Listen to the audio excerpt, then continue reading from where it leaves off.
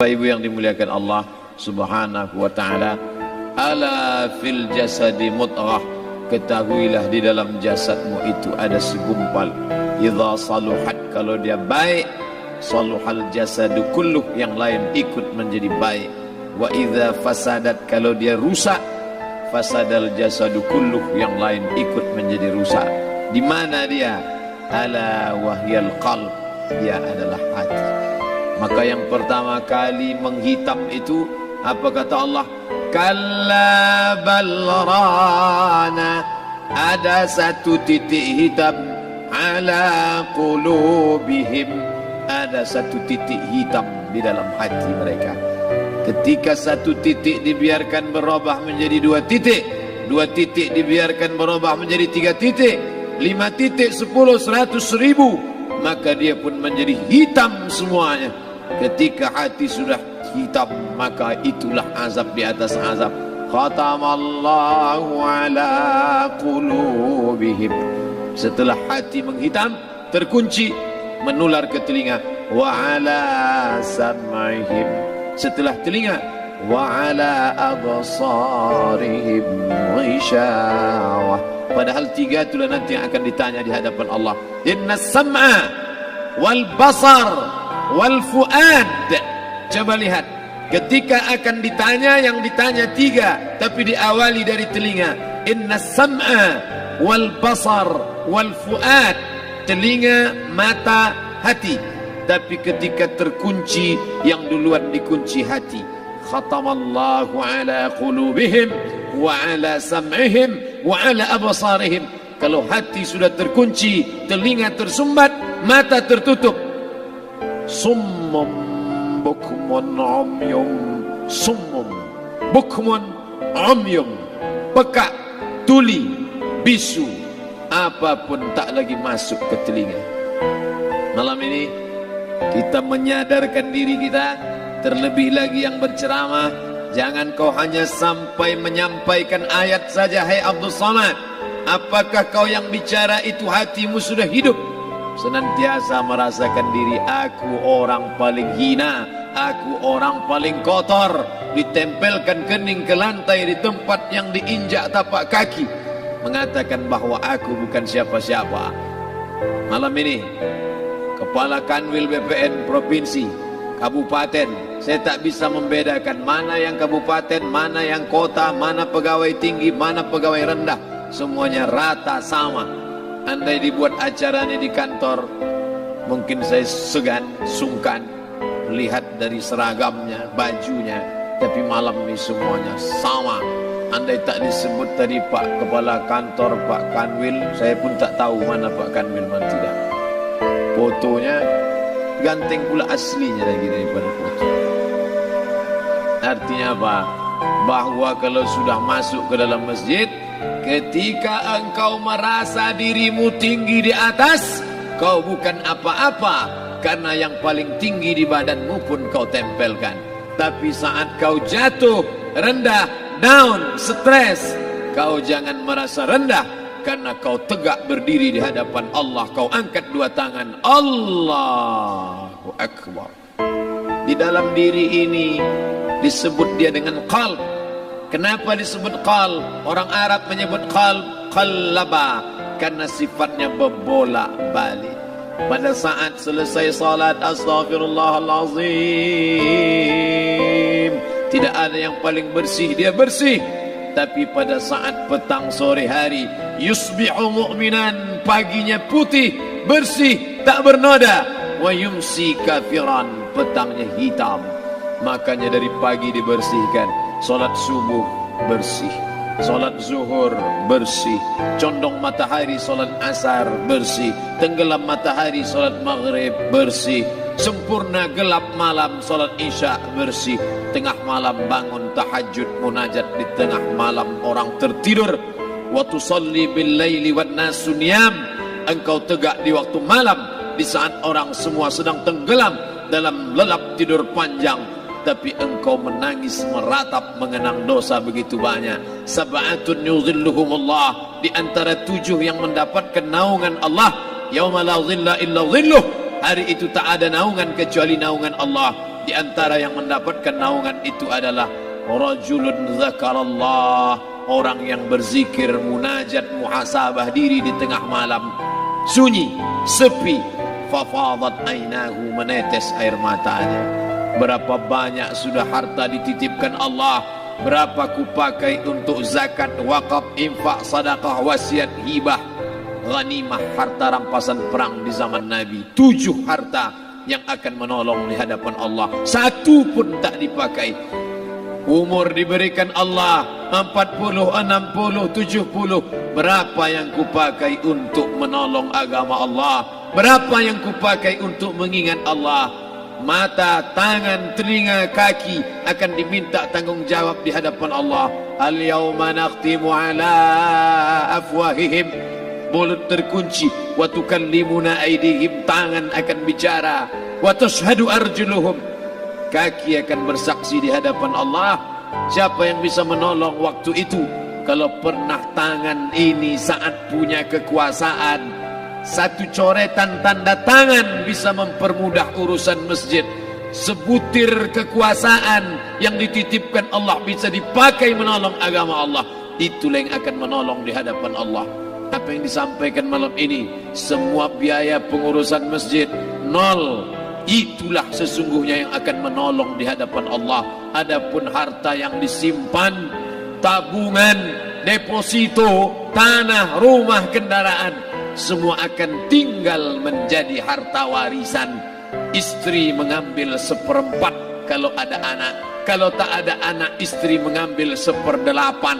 1 miliar 125 juta bulan untuk istri.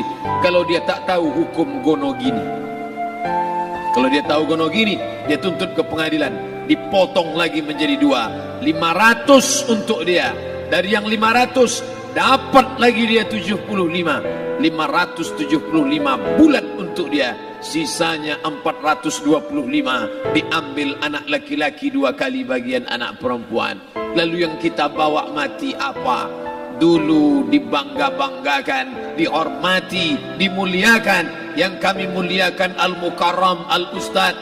Tapi pada saat tiba masanya, yang kita bawa tak lain tak bukan innallaha la yanzuru ila ajsamikum.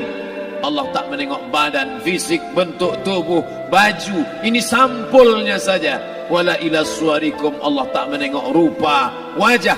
Walakin yanzuru ila qulub. Hati kamu yang bersih itulah yang kau bawa menghadap Allah Subhanahu wa taala. Yauma la yanfa'u malun, harta tak berguna, wala banun, anak tak bisa menolong. Harta tak berguna, anak tak mampu menolong. Illa man atallah, kecuali orang yang datang menghadap Allah biqalbin salim, dengan hati yang bersih, hati yang tulus, hati yang memercikkan cahaya iman, hati yang bersih dari hasad, busuk hati, sum'ah, riya, takabbur. Itulah yang menolong di hadapan Allah Subhanahu wa taala. Tulang, kulu, kulit, darah, lemak, sumsum akan menjadi santapan cacing tanah. Begitu besok pagi pintu kamar tak bisa diketuk, istri bolak-balik membangunkan tak terjaga, dipegang pipi sudah sejuk macam es batu, tanda jantung tak lagi berdetak, maka darah mulai berubah menjadi nanah, busuk. 1, 2, 3 hari kalau tidak disuntik formalin, jasad paling busuk jasad manusia, karena semua dia makan herbivora, tanaman saja. Tapi kita ini omnivora, semua masuk. Maka begitu mati, paling bagus orang Islam paling cepat dikuburkan. Selesai acara pemakaman, habiskah masalah, muncul masalah baru. Disitulah kita baru sadar. Apa kata Imam Ali radhiyallahu anhu? An-nasu niyam. Semua manusia waktu hidup itu tidur. Bapak tidur, ibu tidur, saya tidur. Semua orang waktu hidup itu tidur. Falamma matu, ketika dia mati, disitulah dia baru terjaga dari tidur panjang.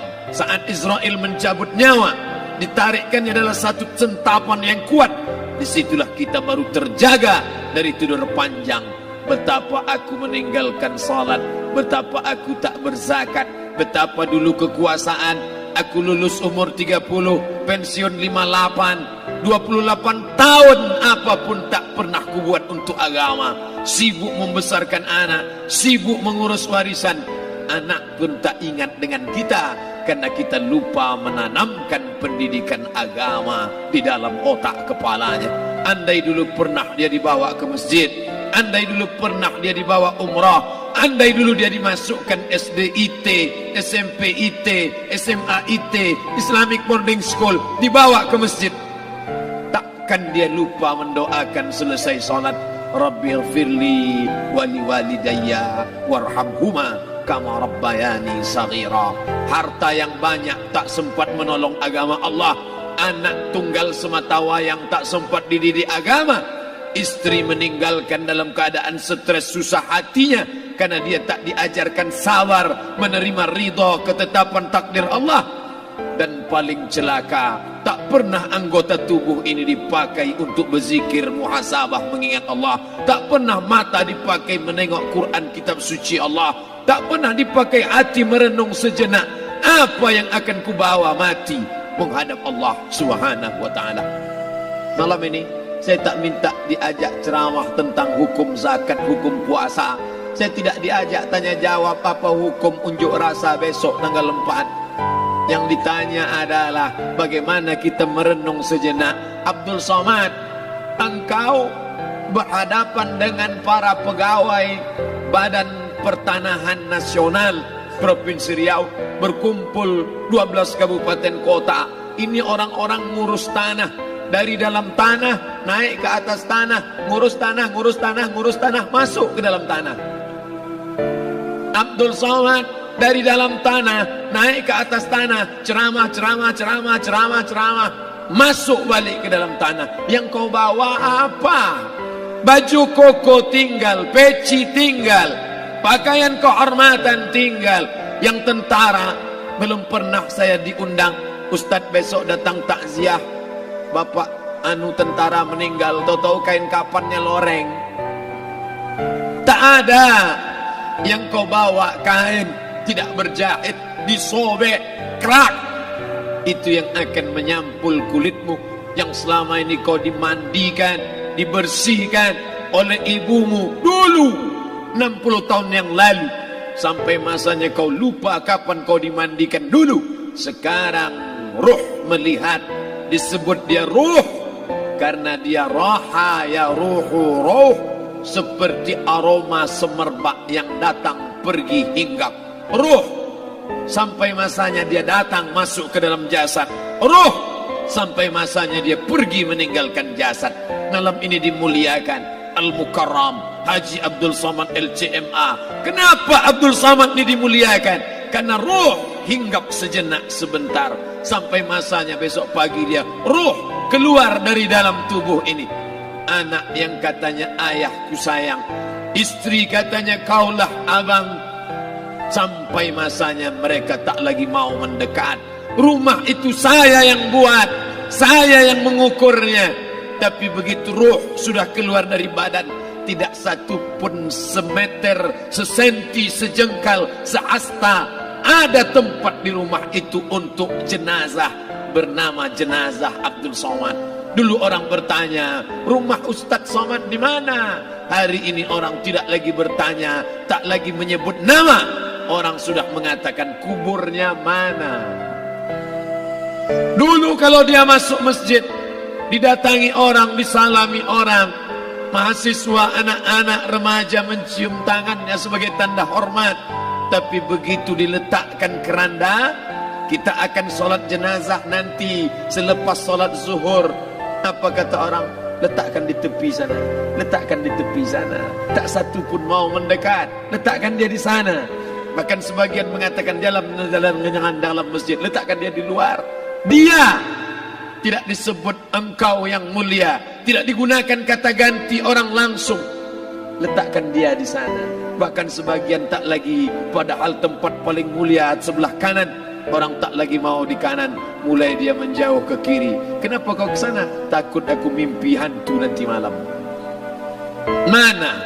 kawan, sahabat, andai tolan, anak menantu, teman sekantor, semuanya pergi meninggalkan.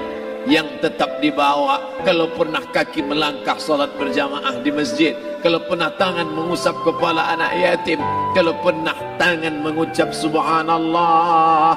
Nanti di akhir tausiah kita akan berzikir, munajat, muhasabah diri, berdoa, mengenang apa yang akan kita bawa menghadap Allah Subhanahu wa taala. Datang malaikat membawa kain kafan dari cahaya, akan menyambut ruh yang mulia.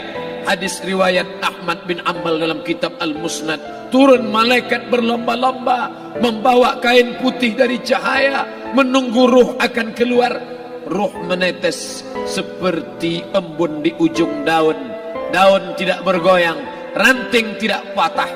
Ruh menetes pelan turun ke dalam kain kafan, dibawa malaikat ke pintu langit. Tak sabar mereka menyambut.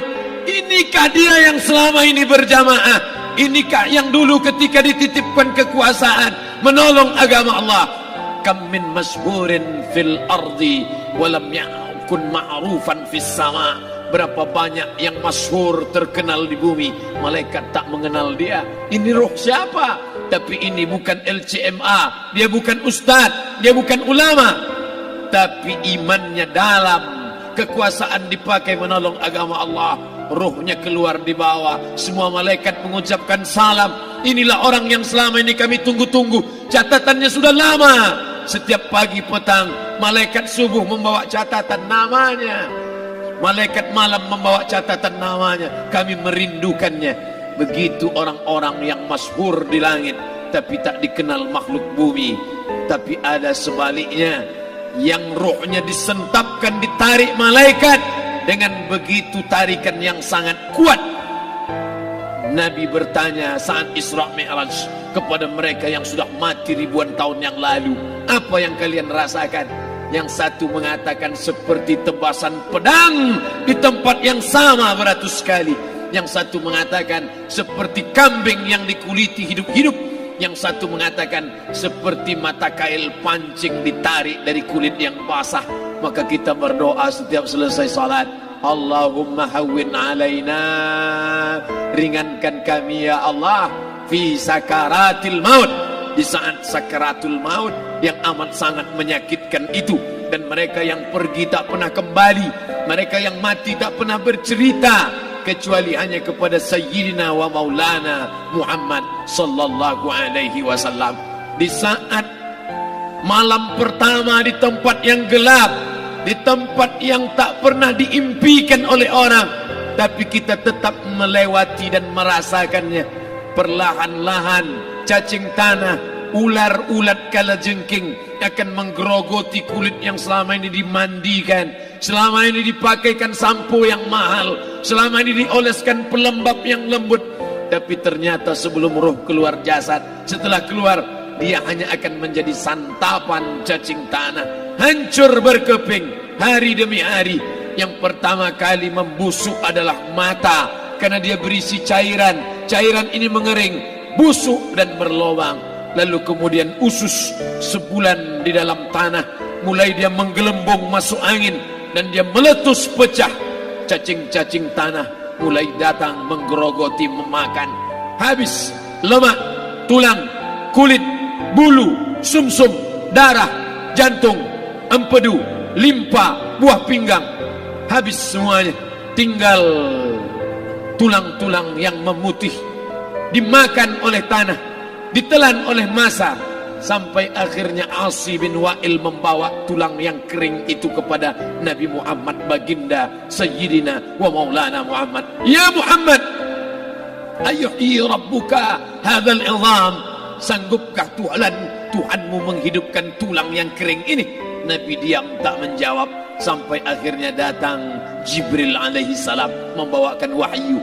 Qul, katakan kepada dia. Ayat ini dibaca malam Jumat, Bapak Ibu semua hafal. Kita baca, Qul yuhyiha allazi ansha'aha awwala marrah wa huwa bikulli khalqin alim. Jangan lupa subscribe, like, and share.